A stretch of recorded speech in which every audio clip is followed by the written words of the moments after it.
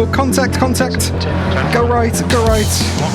Hello and welcome! I'm DDF Racer, and today I'm going to be trying out the FF1600 in iRacing for the first time. This is a free car that was recently added to iRacing, and if you're thinking it kind of looks like a Formula Ford, then, well, that's what the FF in FF1600 stands for. The 1600 part, that'll be the 1.6 litre engine. It's a very inspiringly named vehicle.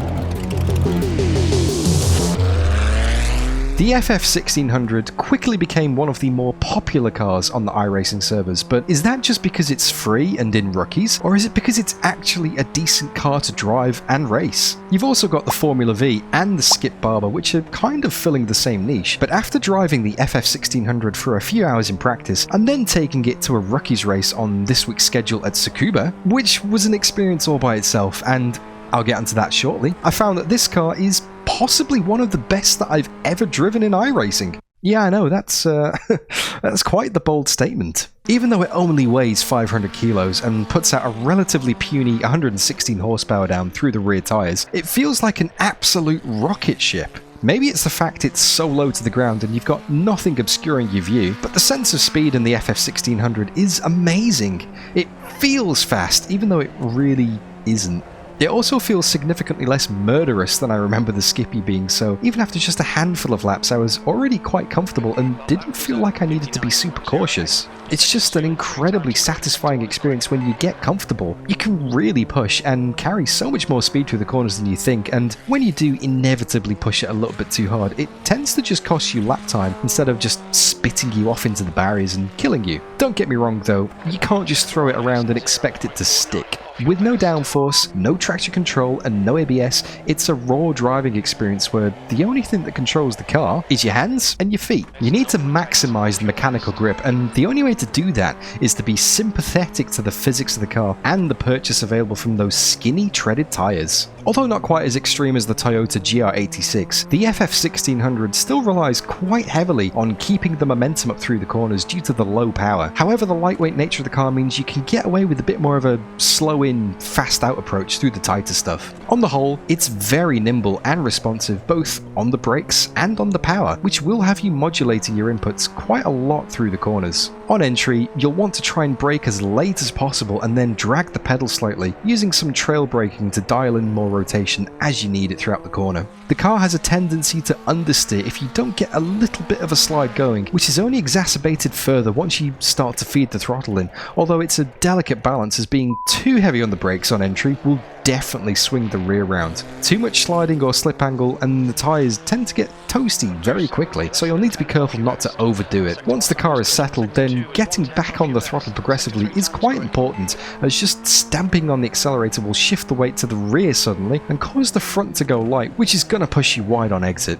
This is particularly noticeable in the medium to high speed corners. For example, the final corner here at Tsukuba, where you don't need to bleed off too much speed, but you do need to get the nose in and also downshift. Maybe I need a bit more practice, but I definitely felt like I had to move my braking and turning points way further back than normal to avoid going in too hot and either running wide and ruining my run onto the straight or getting my drift on mid-corner. Well, I suppose it is Japan, so I mentioned earlier about how being low to the ground gives the FF1600 a great sense of speed, but there is a drawback to this. It's extremely sensitive to bumps and curbs. Clipping them on the inside will actually push you away from the apex, and if you run wide on exit, it's incredibly easy to do your best Tony Hawk impression as you dip a wheel beyond the edge of the curbs and grind a nice big groove in the floor of the car. Maybe the small wheels and stiff suspension also aren't helping out, but this thing really doesn't appear to like anything other than a nice smooth tarmac surface. One less thing to worry about though is the gears, as, well, there's only 4 of them, and the Dogbox gearbox makes things really nice and simple, even for someone like me who may have a little bit of a reputation for destroying gearboxes. You don't need to use the clutch, like, at all, apart from getting it moving from a standing start. Simply lifting is enough for an upshift, and then just a blip on the downshift will do the trick too, meaning you can quite easily left foot brake in the FF1600. No heel and toe or clutch foot required. All in all, I really like this car, to be honest with you. It's a great little thing to drive, but you guys probably want to know how that rookie race went. right? Okay, so here we are on the grid at Tsukuba for a 12-minute rookie race in the FF1600. I decided not to qualify because my Toyota race went so swimmingly well when I did qualify, so I'm going to be starting from 11th out of 12. The 11th, the track temp. Alright, here we go. The air temp is 26 Celsius. Wait for the green lights. Here we go. Go. Not a bad start so far. Just play it nice and easy into turn 1. The guy ahead's going a bit slow, so I'll just give him plenty of space. Move back to the inside to cover him. Clear left. There we go, made a spot already. Nice and steady. Just need to survive this first lap and then make it through. So early on the brakes, give them all a bit of space to sort themselves out. I can see the guy behind us getting a bit chasey as well, and we have a blinker up ahead of us, a bit side by side here, so this might not end too well. Feedback. Start's okay, we're still in this. Someone's lost force feedback on the outside here. Nice and early on the brakes, got some tyre smoke up ahead. Someone's running wide, someone's going wide as well. Those guys are making contact, don't come on and get me. There we go, made it through. You're clear. A few spots there, picking off one by one, that's the only thing we can do.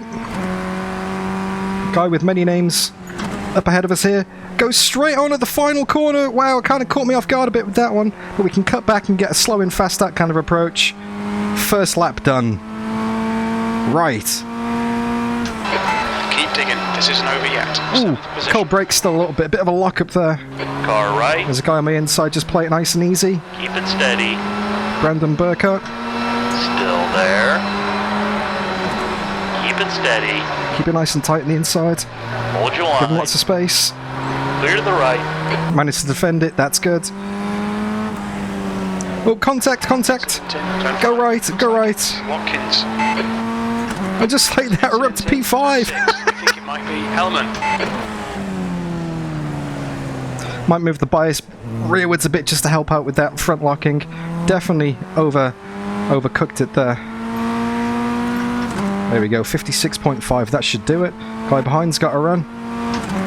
Alright, down 10 minutes to go. That's 10 minutes left.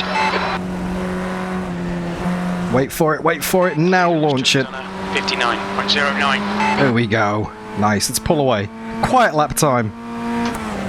P5, that lap was a 101.20. Sector 1 is 1.3 off the pace.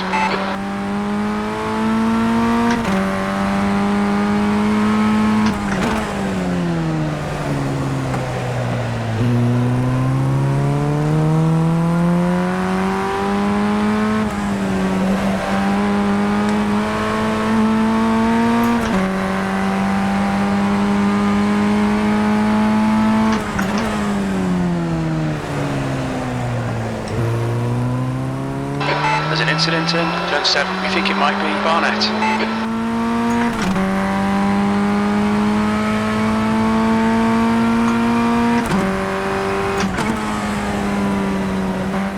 Gently does it. Patience, and now get back on the power. And that's a quiet lap at Tsukuba. 59.00. Someone coming out the pits up ahead of us. That lap was a 59.34. That's your quickest lap in this session.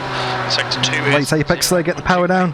Pulled a nice gap behind. Temperature's Got increasing. 3 seconds. Celsius. Up to 4th place, Luke van der Horst up ahead of us. Feeling pretty good in this car though, if I'm being honest with you. I love the way it drives. The closest comparison I can think of is The gap ahead is the Formula Junior from Race Room, but way less bouncy and way more responsive. You don't have to plan your corners 2 postcodes in advance. The guy ahead's looking a bit wobbly. He's already been into the pits. Come back out again, so just give him a bit of space. Hopefully don't get held up too much behind him here. In our hunt for 4th. He's letting us go through. Nice, thank you mate. Thank you very much. I don't know where my push to talk button is, otherwise I'd thank him over the comms. It's been that long since I've done iRacing. I can't remember. Well, actually, I've got a different wheel than the last time I did iRacing, so I haven't actually probably mapped a push to talk button. That lap time was 59.31. That's your fastest lap. Oh, he's spun it up ahead. Has gone off in turn 1. There's a freebie up to P4. 3.6 off the pace. I'll take that. Good stuff. Keep it coming. Next one's the podium. Not with a wobble like that, though. P4. I think the guy behind is thinking about unlapping himself. It's not exactly slow. I mean, if it gets to that, it's not worth the fight. I'll let him go. If he can demonstrate that he's definitely going to pull away from me and not hamper me, New fastest lap for Duke, 58. I might let him go. Saying that, I just pulled out half a second in the final corner there. He's definitely better on the brakes than I am. But then again, brakes in iRacing have never really been my strong point. Please don't go for the move, mate. You're making me a bit nervous here. Okay, Dan, 5 minutes to go, 5 minutes left. Come on, let's put this hard work to good use. Will do, spotter! Guy behind has definitely got the pace on me. Please just hold station.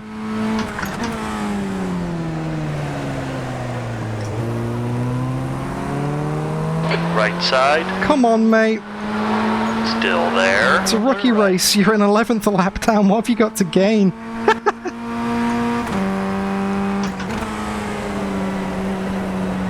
On your right. No, no! Car right.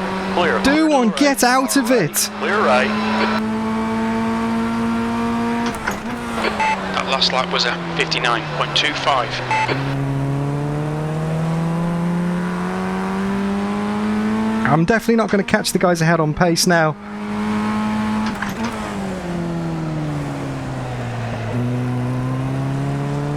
One thing I do want to say before the end of the race though is I'm loving this gearbox. The way you don't need to use the clutch, you can just lift on the upshifts and blip on the downshifts. Anyone who's familiar with the channel will know I'm a bit of a gearbox destroyer, so anything that lets me keep doing my left foot braking is a win in my eyes. 3 minutes to go. It's only just gone under that. 55's gone off in turn 9. The gap to Jones ahead is increasing. It's now. Oh, stuff that. You've just done a. Oh, the guy behind spun. Irving's lost it. Excellent. Pressure's off. Pressure from P11. Back marker lap down. Never thought I'd be saying that. And it would be nice to get one more spot in this race and get a podium from last. But the only way that's going to happen with 2.5 minutes to go is if one of those up ahead, Jones or Cleary, stuffs it. Oh, I'm loving this. Fastest lap for Duke, 58.44. There he goes, 58.4. 2 minutes to go. Just a casual 1 second faster than everybody else, mostly.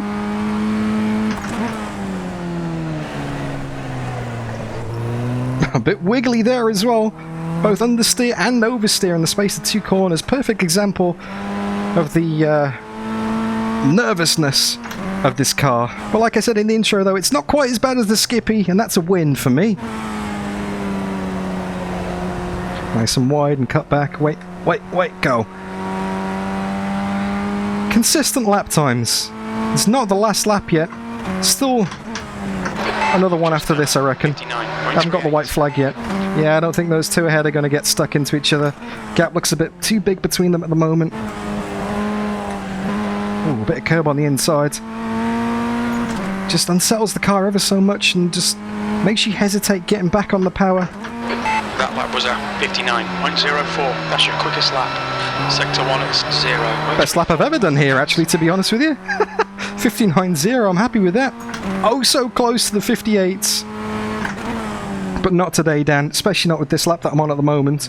There's no point pushing for it. Sebastian Vettel still on the last lap. I don't get an extra point for fastest lap. I'm not going to prove anything. Because it wouldn't be the fastest lap, it'd just be my fastest lap, and I've already got that. So just bring it on home. Very eventful start. It seemed like a lot longer than 12 minutes ago.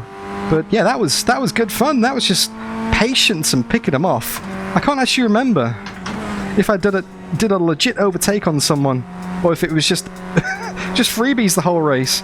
But 11th to 4th, when iRacing said I was going to be 7th. I'll take that very much, thank you, and good night. And 0x as well, so I'm happy with that as well. No incidents, which for a rookie race is always a good achievement. So let's park it up, and yeah, I don't think there's anything to have a look at on the replay. Anyway, I hope you enjoyed this video, and I hope that it gave you a little bit of an idea of what it's like to drive the FF1600 in iRacing.